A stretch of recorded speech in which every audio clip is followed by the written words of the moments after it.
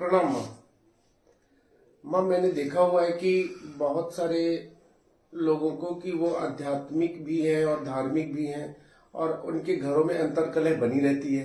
वो अपने घरों में सुधार नहीं कर पा रहे हैं, जिसका क्या मूल कारण है कि उनके घरों में क्यों नहीं सुधार हो पा रहा है? इस पे थोड़ा सा, इस बिंदु पे थोड़ा प्रकाश दें आप। हाँ, ये बहुत गहरा विषय है। पहली बात तो हमारा ब्रोटअप, जो हमारा ब्रोटअप हुआ है, ब्रोटअप माँ के गर्भ से शुरू हो जाता है। माँ के क्या संस्कार थे, पिता के क्या संस्कार थे, जब बच्चे का जन्म हुआ तो हमारे पति पत्नी के मिलन की क्या स्थिति थी, तो वहाँ से बच्चे का ब्रोटअप शुरू हो जाता है। ये मुख्य बात है कि बीज जैसा हम डालते हैं ऐसा ही पौधा तैयार होता है, वृक्ष बनता है, फल लगते हैं। जी माँ। ठीक इसी प्रकार फिर जब बच्चा गर्भ से बाहर आता है तो हमारे घर का वातावरण कैसा है, हम किस तरह से उसको संस्कार डेवलप कर रहे हैं, तो बहुत सी बातें निर्भर करती हैं। यहाँ से हमारे जो है संस्कार और हमारा आचरण शुरू होता है और धीरे धीरे वो इतनी गहरी लकीरें हमारे व्यक्तित्व पर, हमारे जो जीवन पर पड़ जाती हैं कि हम खुद ही उसमें बोझिल हो जाते हैं। जी माँ। हमारा खुद ही जीवन बोझ से भरा हो जाता है। अगर हम इन ब्रोटअप को पीछे छोड़ते हैं, संस्कार को पीछे छोड़ते हैं, फिर हमारा सानिध्य किसी ऐसे पुरुष के साथ, ऐसे मित्र के साथ, ऐसे स्पिरिचुअल गाइड के साथ होना चाहिए जहाँ से हमारा जीवन सुंदर हो। सुंदर होने के बाद खिले, तभी रूपांतरण संभव है, तभी जीवन सुंदर और सुखी हो सकता है।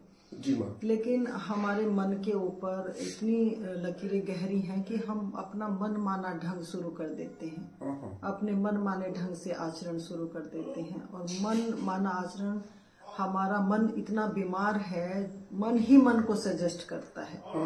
और ऐसा मन जब मन को सजेस्ट करता है तो और हमारा जाल गहरा होता जाता है, हम और फंसते जाते हैं और फंसते जाते हैं। लेकिन कोई ऐसा संस्कार हमारे भीतर डेवलप हो जाए, जैसे बहुत गहरी बीमारी हो और कोई दवाई ऐसी मिल जाए हमें कि हमारा जो बीमारी है उसका निदान होकर हम स्वस्थता की ओर चलें, हमारा जीवन स्वस्थ हो, तो वो बीमारी ऐसी है कि हम किसी ऐसे स्पेशल गाइडलाइन से गाइड लेकर हम अपने जीवन का संकल्प के साथ रूपांतरण करें। जी जी। हमारा संकल्प गहरा होना चाहिए और हमें अंदर से ये चाह पैदा होनी चाहिए कि हमारा जीवन सुखी हो। और जब हमारे भीतर से ये चाह पैदा होती है तो हम उस तरफ, स्वस्थता की तरफ हम कदम बढ़ाते हैं, चलते हैं।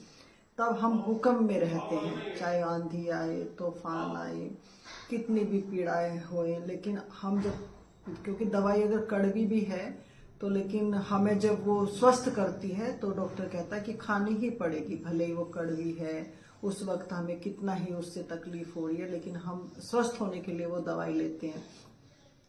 ठीक इसी प्रकार जब हम किसी स्पिरिचुअल गाइडलाइन से गाइड लेकर हम अपने जीवन को रूपांतरण करने का संकल्प लेते हैं तो इसमें बहुत कष्ट है, क्योंकि मन को मारना और मन को मोड़ना इस जगत में सबसे बड़ी क्रांति है।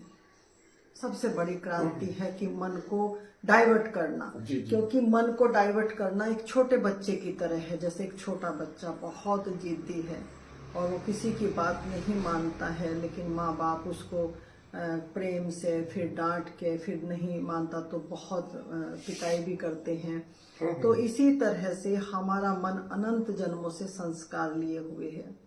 अगर हमें मन को डाइवर्ट करना है, अपने आप को सुखी रखना है, तो मन के मते को हटाकर हमें गुरु मते, यानी अपने टीचर, मास्टर की गाइडलाइन में हमें जीवन का रूपांतरण करना होगा। यदि मन माने ढंग से ही हम अपना आचरण करते रहे और मन माने ढंग से ही जीते रहे तो नॉट पॉसिबल। जीवन और अंधकार में चला जाएगा, गड्ढे में चला जाएगा। इसलिए किसी ऐसे के साथ हमें सानिध्य होना चाहिए जो स्वस्थ हो, जिसका जीवन सुंदर और सुखी हो।